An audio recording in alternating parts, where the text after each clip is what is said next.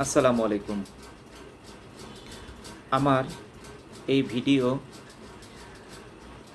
যে প্রান্ত থেকেই দেখছেন সবাইকে আমার পক্ষ থেকে আন্তরিক শুভেচ্ছা এবং অভিনন্দন। আমরা একটা পরিবারের সদস্য। পরিবারে একাধিক সদস্য থাকে। বাবা মা, ভাই বোন, দাদা দাদি। আমরা এই পরিবার আবার অনেকগুলো সমাজে বিভক্ত।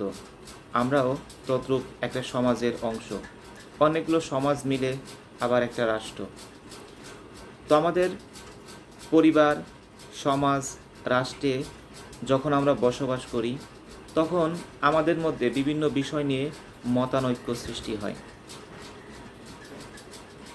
ভিন্ন মত বা মতপার্থক্য সমাজ, পরিবার, শিক্ষা, রাজনীতি, কর্মক্ষেত্র সহ জীবনের প্রতিটি ক্ষেত্রে স্বাভাবিক একটি বিষয়। একজন ব্যক্তি বা গোষ্ঠী দৃষ্টিভঙ্গি সবসময় অন্যের সঙ্গে মিলবে না, এটাই বাস্তবতা।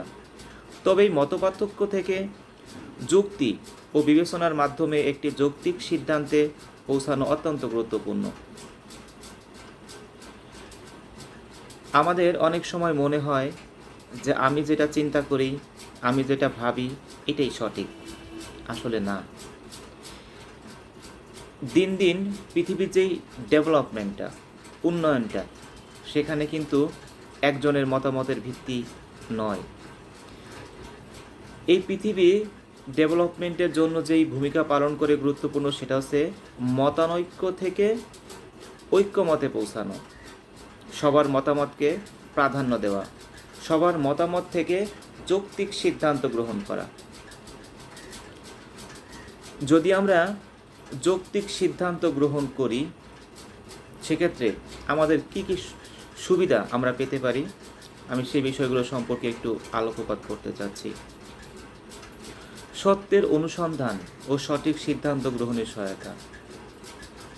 আমরা যদি মতামতকে প্রাধান্য দেই তাহলে সত্যকে অনুসন্ধান করতে পারবো। যেমন দেখবেন অনেক সময় একজনের কথা শুনলে মনে হয় যেন সেই সঠিক, সেই যৌক্তিক, কিন্তু সে যার বিরুদ্ধে কমপ্লেন করছে যদি তার কথা শোনেন ঠিক একইভাবে মনে হবে সেই যৌক্তিক, সেই সঠিক। এইভাবে করে একটা বিষয় সম্পর্কে যখন আমরা একাধিক ব্যক্তির পরামর্শ, একাধিক ব্যক্তির সিদ্ধান্ত, আলোচনা শুনতে পারবো, তখনই আমরা সত্য উদ্ঘাটন করতে পারবো এবং সঠিক সিদ্ধান্ত গ্রহণ করতে পারবো। সহনশীলতা এবং গণতান্ত্রিক চর্চা গড়ে তোলা। আমরা যখন ভিন্ন মতকে প্রাধান্য দেব তখন আমাদের মধ্যে সহনশীলতা সৃষ্টি হবে, আর যখন অন্যের মতামতকে গুরুত্ব দিব না তখন আমাদের মধ্যে দূরত্ব তৈরি হবে। একাধিক মানুষের মতামতকে প্রাধান্য দেওয়া মানেই হচ্ছে গণতন্ত্রের চর্চা। আমার সিদ্ধান্ত সবাইকে মানিয়ে নেওয়া, মানিয়ে নিতে বাধ্য করা, এগুলো হচ্ছে একনায়কতন্ত্র, যেটার ভিত্তি সমাজ মানে না, মানতে চায় না। সাময়িকভাবে হয়তোবা ক্ষমতার পরিপ্রেক্ষিতে মেনে নিলেও সেটা অন্তরে লালন করে না। আবার দেখবেন যখন আপনি একাধিকের মতবাদ গ্রহণ করবেন তখন আপনার চিন্তাধারার নতুনত্ব আসবে। আপনার যে চিন্তা এতক্ষণ আপনি করছিলেন, যখন আরও 5 জনের মতামত শুনবেন মনোযোগ দিয়ে, তখন দেখবেন আপনার ধারণা করতে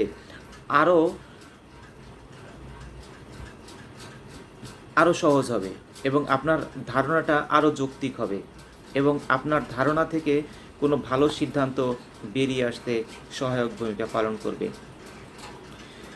তো এজন্য আমরা সবসময় অন্যের মতামতকে গুরুত্ব দেওয়ার চেষ্টা করব। এছাড়াও আরও অনেক বিষয় আছে যে বিষয়গুলো আমাদের আসলে মেনে নেওয়া উচিত। দলীয় সামাজিক সংহতি বজায় রাখা। আমরা আসলে আমাদের সমাজে একাধিক দল থাকে, একাধিক মতবাদ থাকে। দলীয় মতবাদের ভিন্নতা আসে, সামাজিক অনেক বিষয় আছে যেখানে সমাজে ভিন্নতা থাকে, গোষ্ঠীতে ভিন্ন থাকে। তো যখন সবাই যুক্তিপূর্ণ আলোচনার মাধ্যমে একটা সিদ্ধান্তে পৌঁছাবো, তখন ব্যক্তিগত বা গোষ্ঠীগত যেই দ্বন্দ্ব আছে সেই দ্বন্দ্ব থেকে বেঁচে ফিরতে পারবো। অনেকের মতামত বা ভিন্ন মত নিয়ে যদি আমরা অ্যানালাইসিস করি, চিন্তা করি, ভাবি, তাহলে নিজের চিন্তা ও যুক্তিকে সমৃদ্ধ করতে পারবো। আমাদের 5 জন যুক্তি দিলাম একটা বিষয় নিয়ে, দেখা গেল আমার যুক্তি সেখানে খাটছে না। তো আমি যদি এরকমভাবে মানুষের যুক্তি শুনতে থাকি, তখন আমার মন থেকে বা আমার মাথা থেকে এমন সব যুক্তি বের হবে যে 5 জন যুক্তি দেওয়ার পরেও আমারটা সঠিক হিসাবে সবাই গ্রহণ করে নেবে। এর মানে হচ্ছে আপনি যত ভিন্ন মত শুনবেন, আপনার নিজের চিন্তা এবং যুক্তিগুলো তত সমৃদ্ধ হবে। আমাদের আসলে যে বৈশিষ্ট্যগুলো আমাদের মধ্যে থাকে, কিছু আছে সহজাত আর কিছু আছে অর্জিত।